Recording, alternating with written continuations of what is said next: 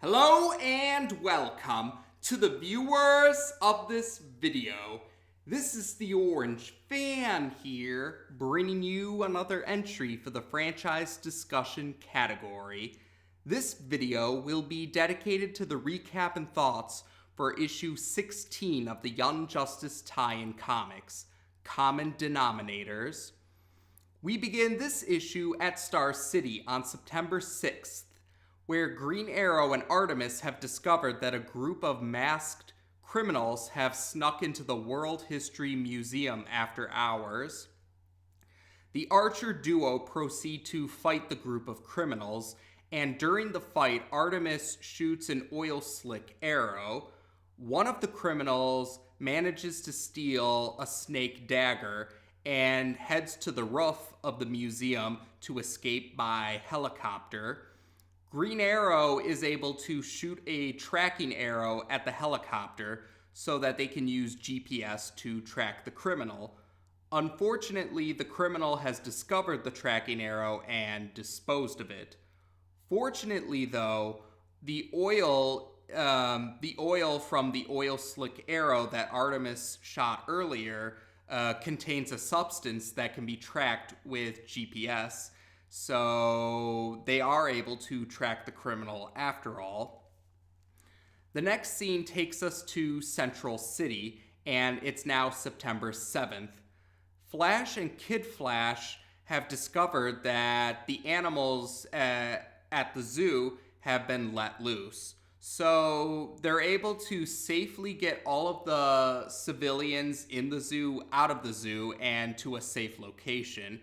Then they manage to herd all the animals together, and then they use their super speed to create a ditch in order to keep the animals contained so that the zoo staff can use tranquilizers to safely return the animals to their respective pens. One of the zoo staff members informs the speedster duo that there are still some loose animals. Some monkeys have been let loose within the reptile center. So Flash and Kid Flash are able to safely gather up all the monkeys and return them to their respective pen. They return to the reptile center because Flash noticed something suspicious. It turns out whoever was responsible for letting the animals loose, they did so to create a distraction so that they could steal concentrated cobra venom. And also in the reptile center, Kid Flash notices that there's a very large footprint, and the footprint contains some pollen that's not native to Central City. Kid Flash suggests that his uncle and mentor gather a sample of this pollen and analyze it in his lab because he figures that this could give them a lead on where the criminal is. Next up, we're at Gotham City, and it's now September 11th. Someone known as Jason Burr is doing some research at the observatory, but then suddenly a group of masked criminals arrive, and the largest of these criminals renders Jason Burr unconscious and carries the unconscious Jason Burr with them as the criminals are attempting to escape. But Batman and Robin have arrived to fight the group of criminals. Unfortunately, even though the dynamic duo try their best, the largest of the criminals manages to knock them both out, so they've been rendered unconscious. They do eventually regain consciousness, but the large criminal and Jason Burr are no longer present. But there are still some other criminals that are still present due to being defeated in the earlier fight. However, these criminals are swallowing these pills to make it so that the dynamic duo would not be able to interrogate them. Fortunately, though, Robin catches one of the criminals who doesn't have a chance to swallow a pill and prevents the criminal from swallowing the pill.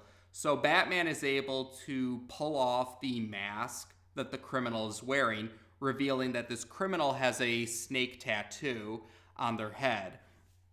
And Batman proceeds to interrogate the criminal. Next up, we're in Minneapolis, and it's now September 12th. And Batman, Flash, Green Arrow, and Robin, Kid Flash, and Artemis have all gathered through Zeta Beam technology. There's a Zeta tube in a hotel in Minneapolis, and the hotel is owned by Wayne Enterprises.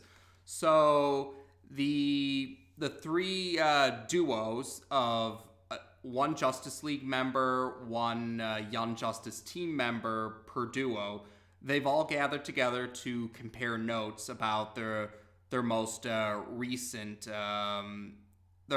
events that have happened earlier in the issue. And it turns out that all the leads lead them to Minneapolis, more specifically to a New Age temple that was built in the 1980s, but it was abandoned by the year 1991.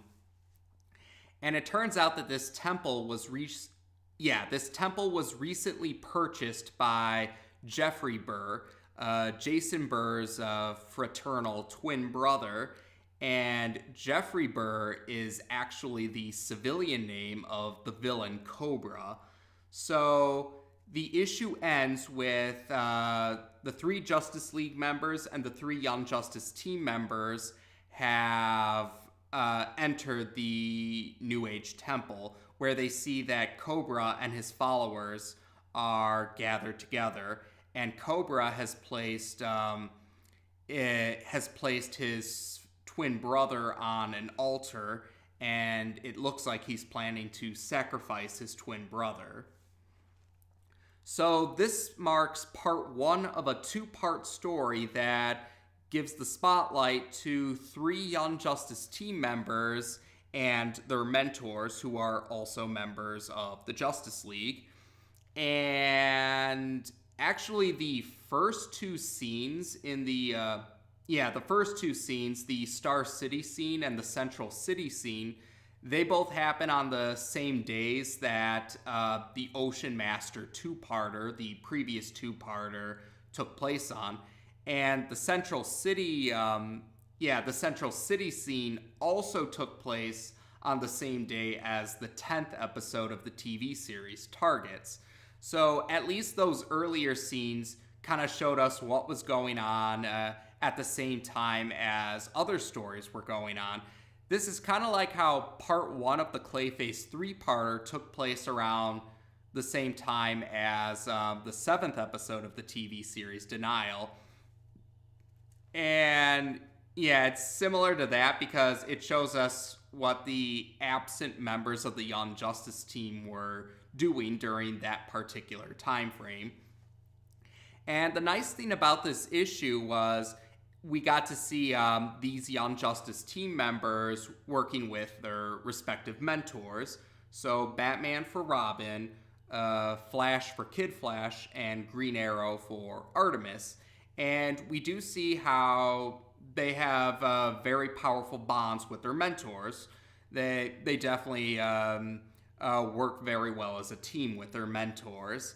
And I did mention this with the Clayface three-parter, but yeah, Artemis is shown to get along with Green Arrow really well during this particular issue. And that ties into what I mentioned in the recap and thoughts for And the Penalty, where even though Artemis was frustrated about her mission of going undercover to pretend to be under arrest, she wasn't happy about that. This issue, and like I mentioned before, some later episodes or episodes that happened later in the timeline of season 1, they show us that even though Artemis was frustrated about having to pretend to be under arrest and pretend or being a snitch, as she puts it, she doesn't hold it against Green Arrow personally. And once again, that shows how Artemis's bond with Green Arrow is different compared to Red Arrow's bond with Green Arrow as far as the mentor-apprentice bond goes. And we do, like I said, we also got to see Flash and Kid Flash's bond as uncle and nephew, mentor and apprentice, and then, of course, Batman and Robin, and how they all work together as respective teams. And now these three duos are now all going to work together for part 2 of this 2-part story. And that's the other nice thing about this 2-part story, is that it puts the focus on Cobra, who previously appeared in the 4th episode of the TV series Drop Zone. Cobra himself, though, doesn't appear until the very end of the issue, so he's going to appear more in part 2 of the story. So we'll talk a little more about Cobra when we do the recap and thoughts video for part 2 of this 2-part story.